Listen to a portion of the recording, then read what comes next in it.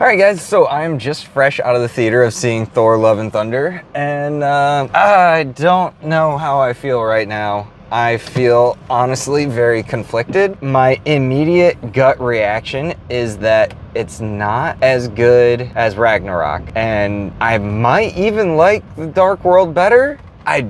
No, Nate, no, probably not. Okay, if you've listened to any reviews about this movie prior to it coming out, is everybody's kind of saying, you know, it's kind of like Ragnarok. They brought a lot of humor to Thor. I'm not so sure that I entirely like that for this movie. There were a lot of serious tones that they wanted to bring to this movie. Not a fan of the way they handled all of it. I'll tell you right off the bat, I loved everything they did with Jane and everything they did with Gorr. Those were great. And honestly, Valkyrie was great too. She's a fantastic character in this. Korg, too over the top.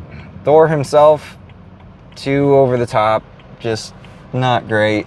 I thought his character in Avengers Endgame and in Infinity War as well as Ragnarok worked very well. And then the feel for this, I don't know. There's a whole love triangle with him, Mjolnir, and Stormbreaker, and it's got its funny moments, but I don't know how well that all worked for me. Honestly, the story as a whole works just fine. I feel like the elements they chose to add to this story, the way that it was told, didn't really work that great. The action sequences were really good. There were a couple of times where I was sitting pretty close to the screen, so I couldn't quite tell what was actually going on.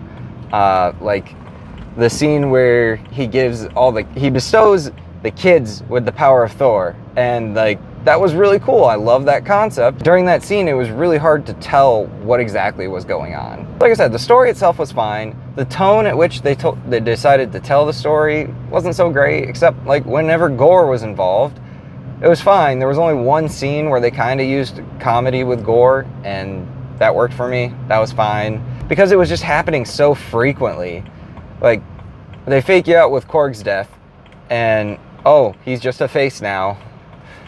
I really could have done without that. Like, maybe actually just kill him. Just actually kill him. Like, instead of pretending that you killed him and using it as a joke for the rest of the movie. Korg really served no purpose for the rest of the movie. It was cool getting to see Zeus. That was kind of cool. And then in the end credit scene, they tease Hercules. That's pretty cool too. Hercules is a big Marvel Comics character, so I'm excited to see what they want to do with him in the movies. Seems to be like he's just going to be kind of Zeus's puppet. He's going to do whatever Zeus wants him to do. But yeah, so my initial out of theater reaction is that this movie is a solid 6 out of 10. I didn't hate it, but I didn't love it. And it's been a minute since I felt this way about a Marvel movie. I'm really just not sure what to think right now. So maybe after a little while, I'll change my mind. Maybe I just need to see it again. I think I need to see it again and not be sitting in the front row, but that doesn't change how I would be feeling about like the overall tone of the movie. But anyway, thank you guys so much for watching. Click over here to check out a Miss Marvel video, and click down below to make sure you can get the next video that's coming out.